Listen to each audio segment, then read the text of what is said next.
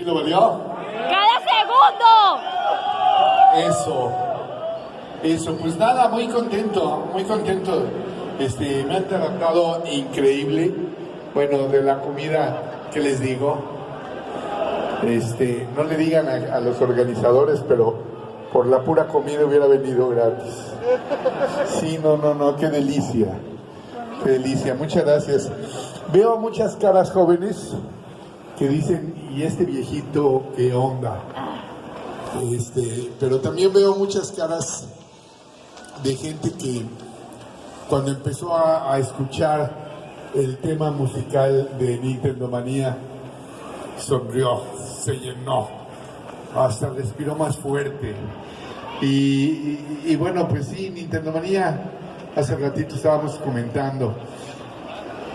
Nintendo Manía fue un paso muy importante en mi vida. Lo había sido Club Nintendo y después vino Nintendo Manía. Y simultáneamente también trabajaba con Eugenio Derbez. Seguramente algunos se acuerdan haberme visto ahí. La gallina. La gallina. Luego me preguntan por qué la gallina. Lo voy a comentar ahorita. Es un ejercicio pragmático de elongación semiótica del Priapo que promueve cierto grado de estulticia a la vez que la franca antonimia de sine qua non. ¿Qué? No entiendo. O sea, es una jalada. Es una jalada. Si ustedes vieron estas películas de Dónde está el policía y todo eso, hubo una por ahí que no me acuerdo si era Steve Martin o quién era, pero que siempre andaba buscando cosas, se sentaba y había un cuchillo, entonces veía el cuchillo y lo tiraba, y después pasaban cosas y otra vez un cuchillo y siempre pasaban cosas donde tenía el cuchillo. La verdad, nos lo fusilamos, dijimos, ¿por qué no hacemos algo como eso? Entonces queríamos tener un sello específico y descubrimos que la gallina podía ser cuando se abriera una puerta, echar a volar la gallina. Si hoy lo hiciéramos, seguramente tendríamos a la Sociedad Protectora de Animales ahí sin dejarnos jugar con la gallina, pero la gallina se divertía y descubrimos que si abríamos la puerta, quiere decir que en ese momento no había... ¿Alguien lo vio? Si alguien lo recuerda, era de que había muerto el programa de Eugenio Derbez y que había muerto la gallina. Entonces la gallina estaba en el ataúd del programa de Derbez y había un ataúd especialmente para la gallina que era una caja de Kentucky Fried Chicken. Entonces, no, ya me desvié. ¿De qué quieren que hablemos? ¿De Club Nintendo o Nintendo Manía? Los dos. ¡Sí! Los dos. Bueno, me acaban de hacer una pregunta que se me hizo súper interesante. ¿Cómo escogiste? Yo soy publicista. Yo estudié toda mi vida publicidad. Hice muchos años publicidad. Y seguramente muchos de la generación de chavorrucos recordarán algunas de las cosas que hice yo para televisión y para radio, pero lo que todavía perdura y creo que va a perdurar por varios años es Melate. Todo el lanzamiento de Melate, el nombre de Melate, el logotipo y todo eso, me tocó hacerlo a mí. Entonces es algo que me tiene muy orgulloso. Pero bueno, yo hacía publicidad, también le hacía la publicidad a las cámaras fotocopiadoras y faxes Canon. El fax, se me quedan viendo los niños, fax, ¿qué es eso? Bueno, había una cosa que se llamaba fax y fuimos los primeros en traerlos a México. Y el que trajo Canon a México era un japonés que no tenía que ver realmente con la organización de Canon Internacional, sino él pidió una representación para traerlo a México y lo hizo crecer tanto que después Canon Japón le compró, ahora sí que le compró la marca, le compró la distribución y fue cuando vino oficialmente a México Canon. Entonces se le acabó el negocio y se nos acabó también el negocio a nosotros porque Canon traía a sus publicistas internacionales ya firmados con contratos internacionales. Entonces este señor que se llamaba Jorge Nogami, digo se llamaba porque hace mucho que no sé de él, Jorge Nogami dijo, ahora voy a traer otro producto japonés, se llama Nintendo. Entonces Pepe y yo éramos súper fan de Nintendo. Entonces nos trató de explicar qué era Nintendo, terminamos nosotros explicándole qué era Nintendo, y pues ya teníamos varios juegos y nos daba mucho coraje no tener lugar donde consultar cualquier duda, cualquier atorón que teníamos, especialmente en el juego de Zelda. Entonces comprábamos chicles en Estados Unidos y en los chicles venían las imágenes y del otro lado, si quieres pasar a otro mundo, empuja las rocas en Zelda. ¡Wow! Entonces ya teníamos algún detalle, algún secreto. Y así poco a poco nos fuimos haciendo de un archivito de secretos. Entonces le dijimos al señor Nogami, ok, va a abrir usted una tienda de Nintendo. Nosotros podemos hacerle la publicidad y gastarnos, me acuerdo que en aquel entonces eran 30,000 pesos, era un dineral. Yo creo que actualmente serían más de 3 millones de pesos. Y decía, ok, háganme la publicidad.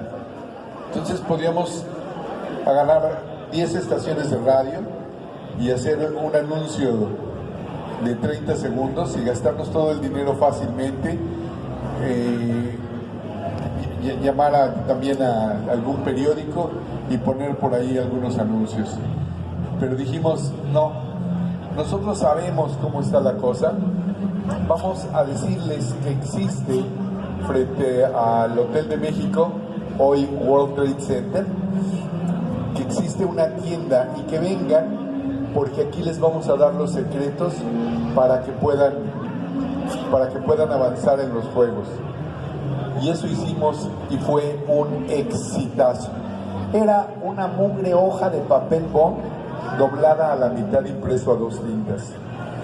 Y ahí les dábamos secretos y les dábamos la oportunidad de que nos dejaran sus dudas y los secretos que ellos descubrían. Hay que pensar que en aquel entonces, estoy hablando de 1990, no existía Google. O sea, imagínense un mundo sin Google. Bueno, pues eso nos tocó vivir a los chavorrucos que están aquí, y por supuesto a mí también. Y era increíble porque no podías tener información de otro lado más que de la revista, bueno, en aquel entonces del boletín. Entonces la tienda esta de Nintendo empezó a vender más que Liverpool y empezó a vender más que las tiendas del Palacio de Hierro. Entonces los distribuidores de México, el señor Kikuchi, Teruhide Kikuchi, y la gente de Nintendo of America decían, a ver, espérate, ¿qué está pasando? ¿Por qué México está vendiendo tantos cartuchos, tantas tantos NES. ¿Qué es lo que está pasando? Entonces se acercaron a nosotros y dijeron, ¿pueden hacer una revista? Y nosotros que hacíamos publicidad dijimos, pues, ¡ay, ahí está una revista número 1! ¡Wow! Una revista número 1 de Club Nintendo. Eso. Y entonces... Caray. No, la nostalgia. Entonces dijimos, pues es como hacer 36 anuncios. Nosotros somos publicistas, hacemos anuncios de revista. Es como hacer 36 anuncios mensuales, así es que sí podemos.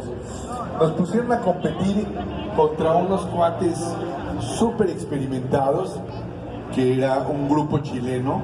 Entonces vino el director del grupo chileno, que trabajaba en Miami, y dice, yo puedo hacer la revista. Sí, pero nosotros también, bueno, pues vamos a someterlo a un concurso. Nosotros éramos el gallo de Nintendo y el chileno era el gallo de la editorial que se había asociado con Nintendo.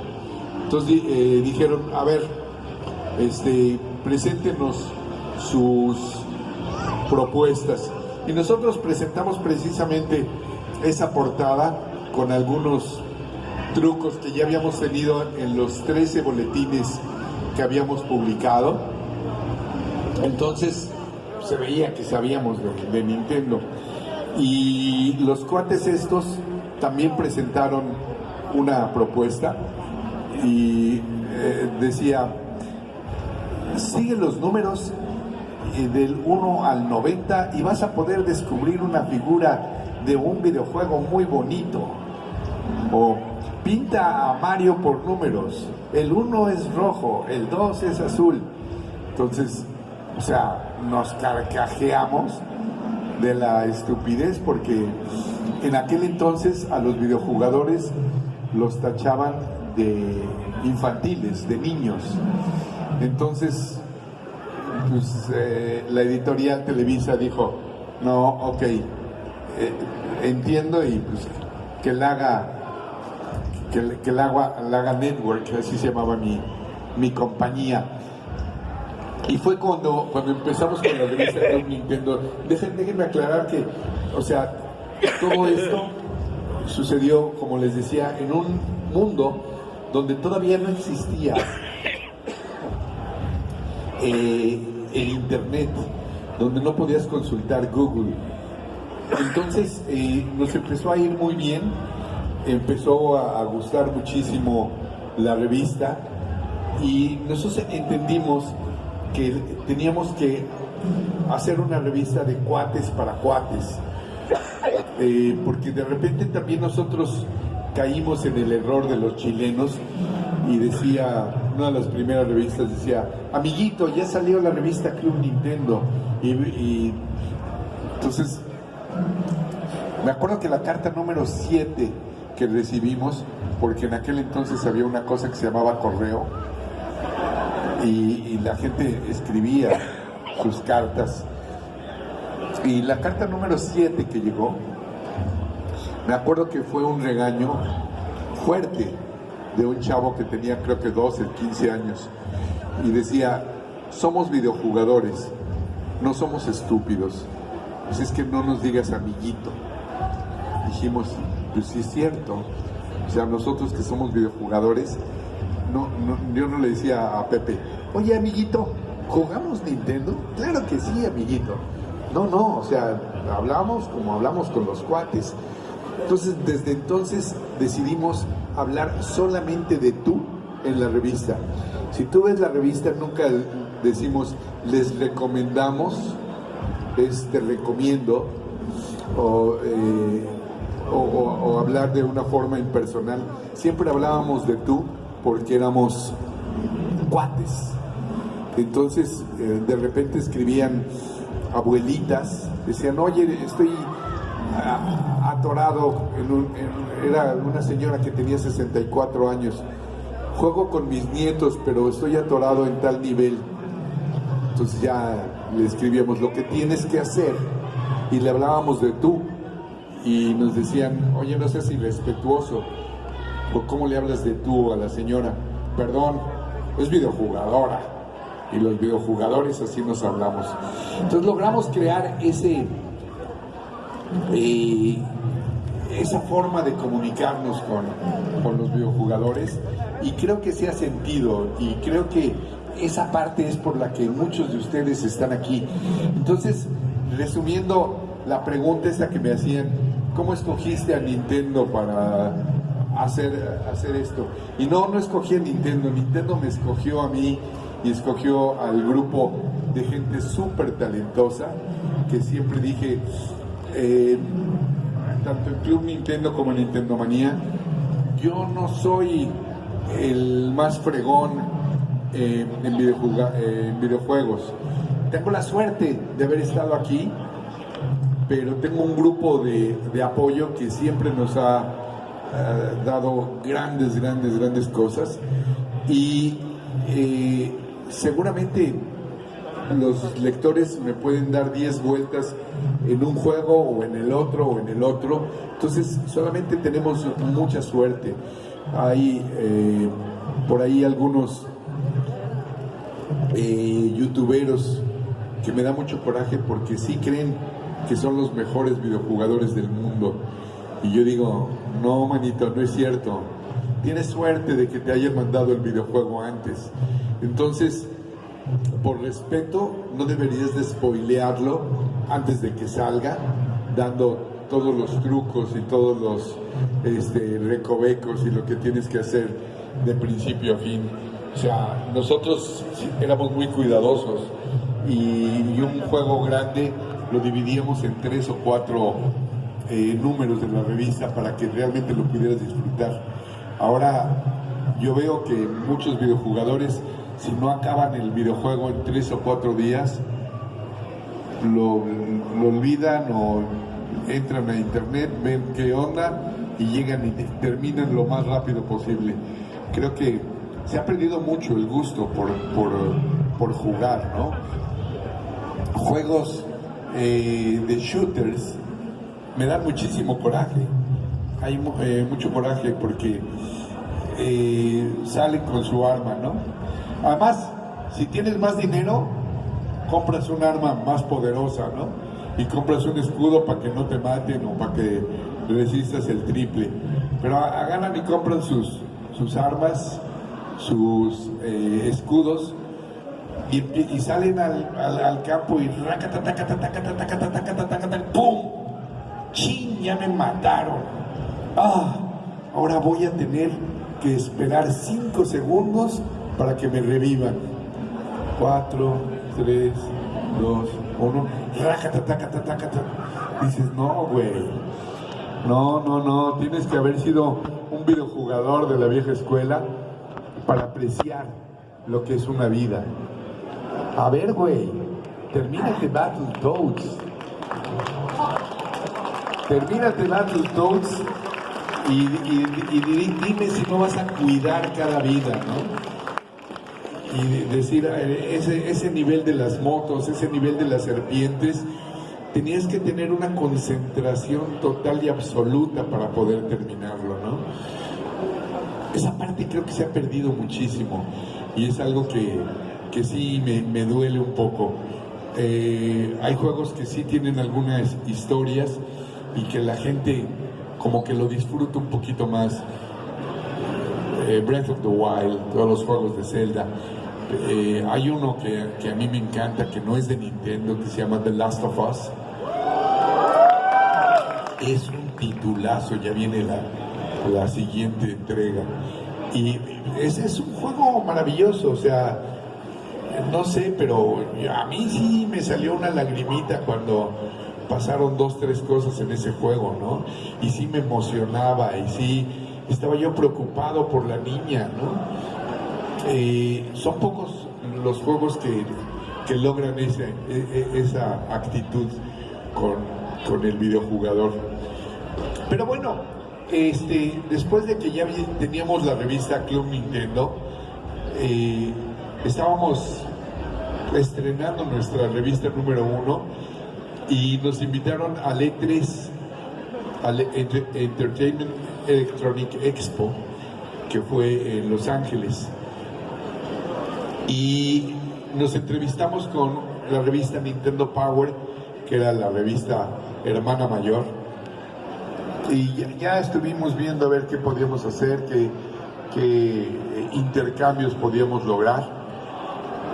Se reían de nosotros porque pues, éramos los chavitos y ellos tenían acceso a absolutamente toda la información y nosotros teníamos acceso a los chicles, a Axie Spot y a nuestro grupo de videojugadores.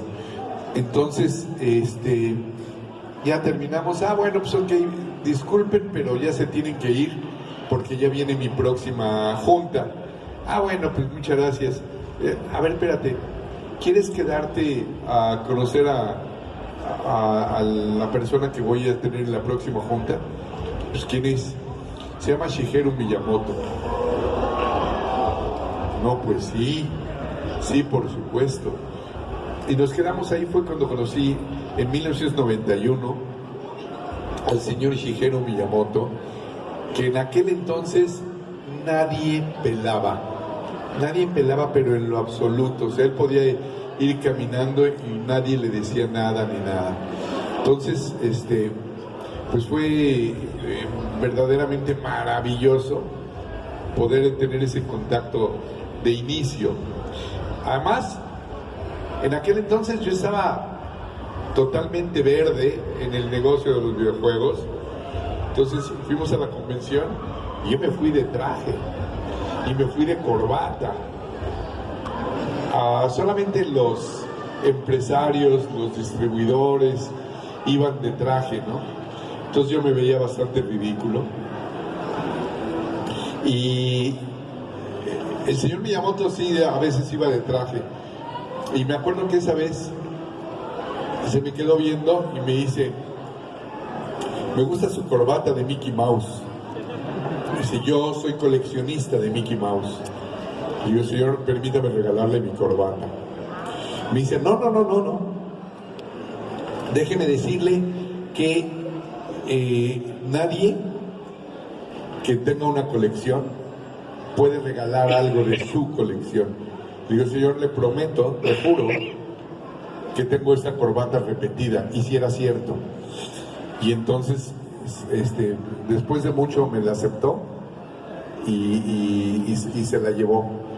6 meses después, me llevé mi corbata repetida para verlo y que me la viera. Entonces me la puse, entonces ya se me quedó viendo y me dice: es cierto, la tenía repetida. Pequeñas cosas como esas hacen que el señor Miyamoto me recuerde. Y entonces, sí, de repente me ve y va y me saluda, siendo que ahora verdaderamente no puede caminar, no es dueño de sí mismo. O sea, va caminando y todo el mundo se le trata de acercar y trae literalmente 6 guaruras. 6 guaruras, 2 adelante, 2 al lado y 2 atrás, que impiden que además guaruras de tamaño gigante, ¿no? Impiden que cualquiera se les acerque. Y entonces, pues es la verdad mucho orgullo. Y además, vuelvo a decir, me siento pues con mucha suerte, me siento una persona muy afortunada de haber estado en esos momentos en el lugar correcto. Y Miyamoto actualmente sí me tiene algún aprecio, porque algunos años después él dice que no habla inglés, pero sí habla y habla bastante bien. Y el señor dijo: voy a dar una conferencia porque la revista Time lo felicitó por ser la persona del año, y decía la portada del Time: Miyamoto, el Spielberg de los videojuegos. Y entonces, pues Nintendo organizó una conferencia de prensa donde no más de 30 medios de todo el mundo estábamos en ese evento que era verdaderamente muy, muy, muy especial. Y entonces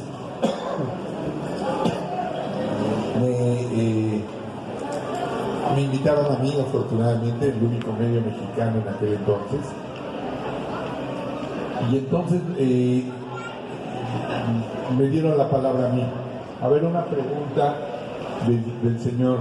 Pásame mi coca, ¿no? Mi coca. Bueno, los damos. Gracias. Y el señor Gus Rodríguez de la revista Club Nintendo México. Les digo que él decía que no hablaba inglés, entonces llevaba un traductor. Y les digo que yo sabía que sí hablaba inglés. Ya había platicado 2 o 3 veces con él. Entonces ya me saludó, lo saludé y le dije, antes de la pregunta, quiero decirle que la revista Time creo que se equivocó. Dice Miyamoto, el Spielberg de los videojuegos, y creo que debe de ser Spielberg, el Miyamoto del cine. Entonces ahí él se atacó de la risa y dije, güey, no, que no entendías inglés. Y todo el mundo se rió, a él le dio mucho gusto y después hice una pregunta, bueno, no me acuerdo cuál fue, pero era bastante interesante. Seguramente fue el año que salió Ocarina of Time, entonces estaba como que con jiribilla la pregunta y le gustó mucho. Y todas esas cosas hacen que Miyamoto en este caso me reconozca, me vea, le dé gusto. Y si yo tuviera que dar una recomendación, un consejo, después de estas partes que les he platicado de Miyamoto, es que se dediquen a lo que se dediquen, hagan las cosas con pasión y hagan las cosas no por tener una respuesta positiva, un beneficio inmediato, sino háganlo con pasión, con seguridad, porque todo eso irá forjando una relación, un trabajo, una experiencia que sin duda en algún momento les va a beneficiar. Yo cuando le regalé mi corbata, no fue de, híjole, le voy a regalar mi corbata y ojalá algún día me regale él una consola. No, o sea, fue verdaderamente de pasión, de te admiro, te quiero y te doy mi corbata, ¿no? Y así, como les digo, han ido pasando diferentes cosas. Sé que, por supuesto, lo estudié y todo. Es un apasionado de la cultura maya, de la cultura azteca. Entonces, en algún momento también le regalé un libro y todas esas cosas como que las fue apreciando. Y lo que les comentaba también de los boletines que hacíamos, no fue de, híjole, voy a hacer unos boletines porque después quiero hacer una revista y después quiero hacer un programa que se llame Nintendo Manía y ya por ahí por 2020 voy a ir a Hermosillo a dar conferencias, ¿no? O sea, no, yo lo hacía verdaderamente convencido de que tenía ganas de hacer lo que yo quisiera. Entonces me ha costado mucho trabajo identificar cuál es mi trabajo y cuál es mi hobby. O sea, realmente disfruto muchísimo escribir comedia, disfruto muchísimo dirigir comedia, y todo lo que hemos hecho con Nintendo pues ha sido como un premio. Entonces digo, ay, qué padre, pero resulta que no sé si es trabajo o es hobby. Y la verdad lo agradezco mucho. Me preguntaban que cómo había llegado a Nintendo Manía. Bueno, el paso fue irremediable. Nosotros hacíamos la revista Club Nintendo y nos pagaban los viajes a donde estaban los videojuegos. Entonces dijeron, pues aviéntate el programa de Nintendo Manía, y es exactamente lo mismo pero en televisión, y quiero que tú lo hagas. Entonces